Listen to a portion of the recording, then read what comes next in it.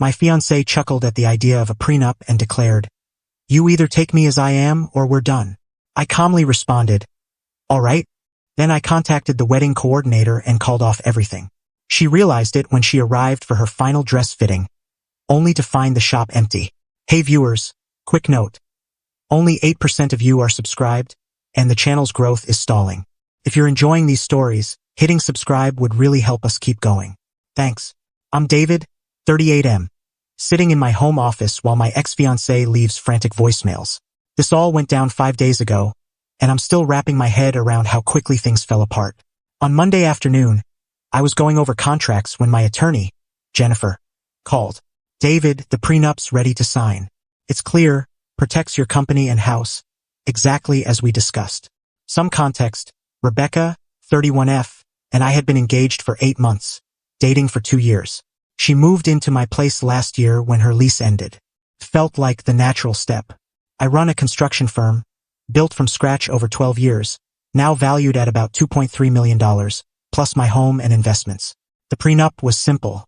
My business stays mine. The house I owned before meeting her stays mine. Her assets stay hers.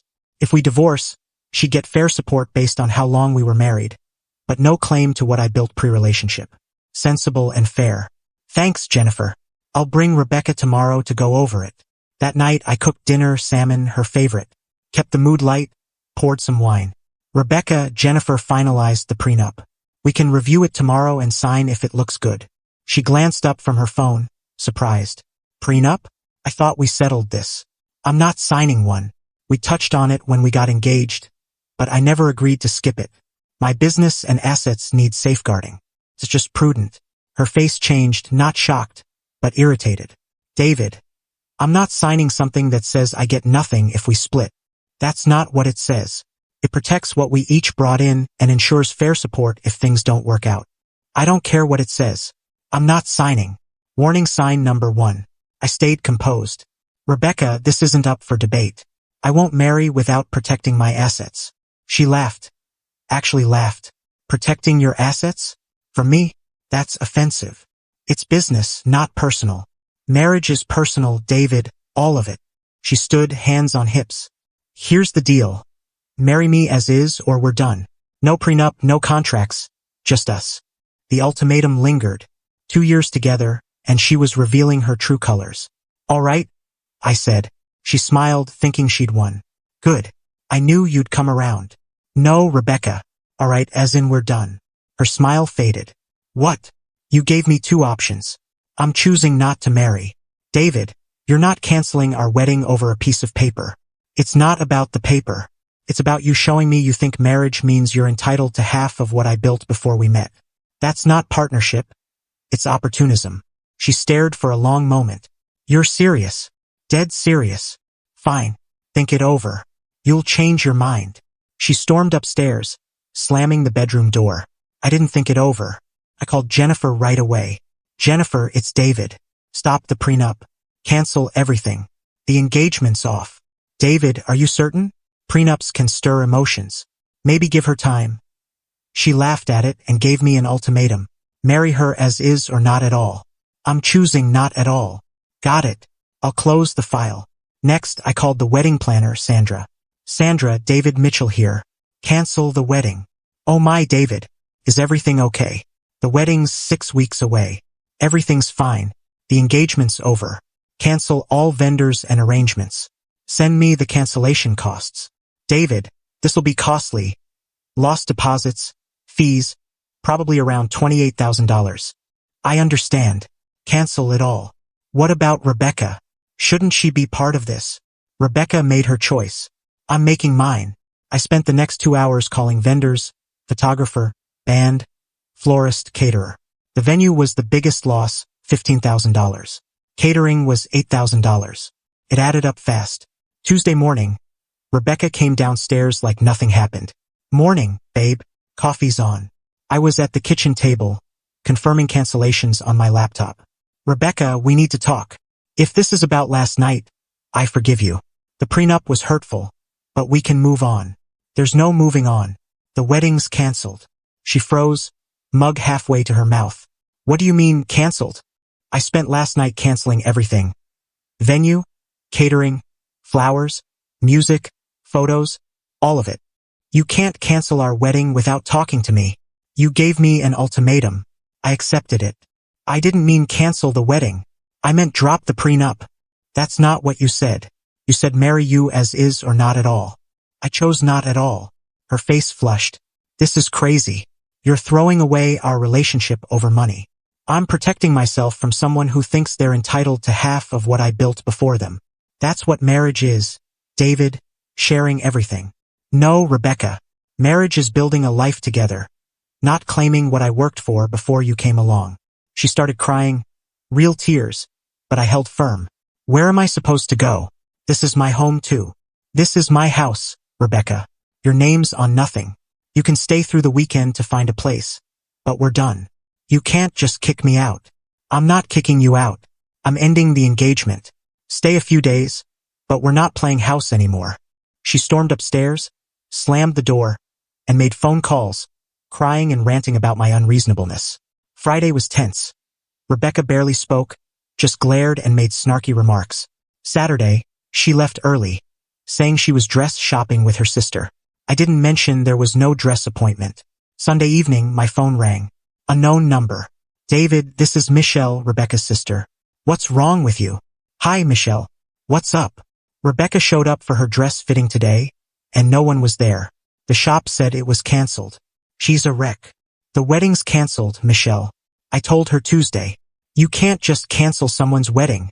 I can cancel my wedding, and I did. Do you know how humiliating this was for her? Standing outside like a fool. Rebecca knew it was canceled. If she didn't believe me, that's on her. She thought you were bluffing. I don't bluff, Michelle. You're ruining her.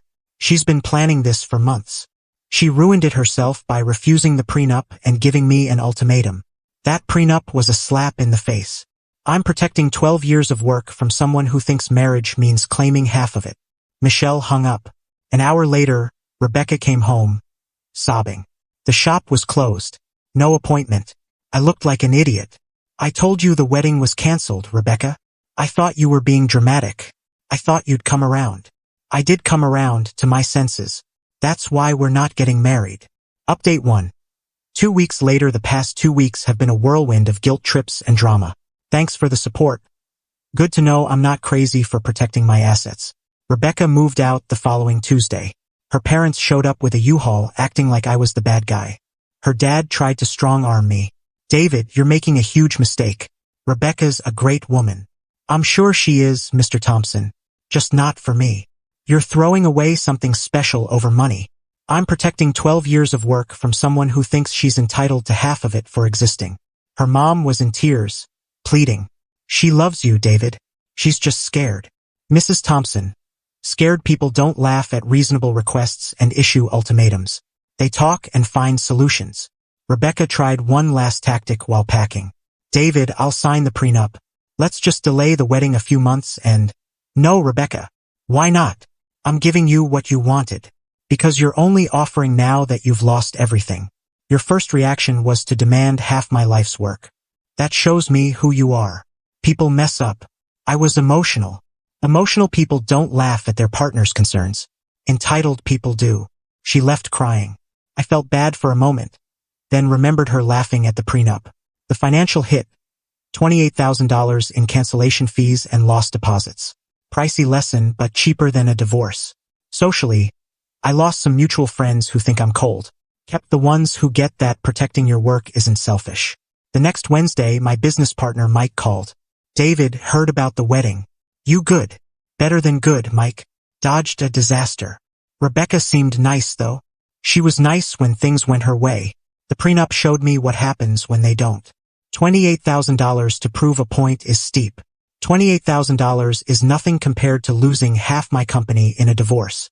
Thursday, Rebecca's friend Sarah called. David, Rebecca's a mess. She's at her parents', crying nonstop. I'm sorry she's hurting, Sarah. But she chose this. Her choice? You canceled her wedding. After she refused the prenup and gave me an ultimatum. That prenup was insulting. She felt you didn't trust her. Trust isn't the issue. Smart business is. I don't trust anyone with my financial future. That's why I have insurance and lawyers. Marriage isn't a business deal. Parts of it are, Sarah, money, property, legal obligations. Rebecca wanted the benefits without the protections. The best part? My sleep's been amazing. No more quiet worry about Rebecca's comments on our money when discussing my business. No more wondering why she was so curious about my financial records. Update 2. 1 month later, just when I thought the chaos was over, Rebecca pulled one last stunt. Last week, my bank's fraud team called. Mr. Mitchell, this is Janet from First National. We've detected suspicious activity on your accounts. What kind? Someone tried to add an authorized user to your checking account 3 weeks ago. The request came online with your login, but our system flagged it due to an unfamiliar IP address. My stomach dropped. Who was the user? Rebecca Thompson. She had access for about 6 hours before we locked the account. 3 weeks ago, Rebecca was still in my house. Janet. What could she have done in 6 hours? She accessed balances, transaction history, and tried to transfer $15,000 to an external account. Our large transaction hold blocked it, requiring phone verification. She tried to take $15,000 from my business account? It appears so. Please come in to secure your accounts and file a report. I was at the bank in an hour. Janet showed me the logs. Rebecca logged in at 2:17 a.m. the Tuesday before I ended things, spent 4 hours downloading statements, and tried the transfer at 6:23 a.m. The night after our prenup argument, while I slept. She was trying to rob me. Mr. Mitchell, this is wire fraud, a federal crime. You need to file a police report. I called Jennifer. Jennifer, meet me at the police station. Rebecca tried to steal $15,000 from my business. David, that's a felony. Are you sure you want to pursue this? She tried to rob me while living in my house. Yes, I'm sure. The police report took 2 hours. Detective Williams was thorough. Mr. Mitchell, any idea how she got your login? She lived with me. I worked from home sometimes, might have entered passwords near her. She's tech-savvy, works in social media. The attempted transfer suggests planning, not impulse. What happens now? We investigate. If the evidence holds, we'll issue a warrant. Friday, I changed all passwords, closed old accounts, opened new ones. The bank's cybersecurity team added extra protections. Saturday, Rebecca called. First time since she left. David, I heard you went to the police. Hi, Rebecca. How'd you hear? A friend at the bank said there was a mix-up with our accounts. Our accounts, she couldn't stop. No mix-up, Rebecca. You tried to steal $15,000. That's not true. I was checking if you were hiding money from me. By transferring it to yourself? I wasn't going to keep it. I was making a point. What point? That you didn't trust me. You were obsessed with the prenup, but hiding assets. It's my business account, Rebecca. Of course you didn't have access. If we were partners, I would've. We were engaged, not business partners. Now we're nothing. She hung up. Sunday, her dad called. David, this police stuff needs to stop. Hi, Mr. Thompson. Rebecca made a mistake accessing your account, but she didn't take anything. She tried to take $15,000. The bank stopped her. She was upset about the wedding. You can't ruin her life over this. Mr. Thompson, she attempted wire fraud, a federal felony. She's young, made a bad call. Accessing my account and trying to transfer money isn't a bad call. It's a crime.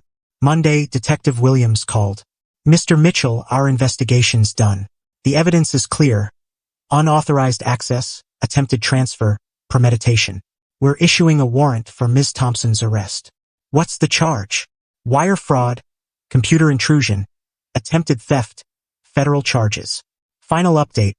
3 months later, Rebecca was arrested last month at her parents' house. It hit local news when her dad resisted and got arrested too. The legal process was clear-cut. Rebecca's lawyer claimed she was confused about account ownership due to engagement stress, but the evidence was airtight. Bank logs showed she targeted large balances, studied transactions, and opened an account to receive the funds. Hard to argue confusion when you set up a transfer destination first. Rebecca pled guilty to avoid trial, getting 2 years probation, restitution to the bank for investigation costs, and a felony record that'll stick.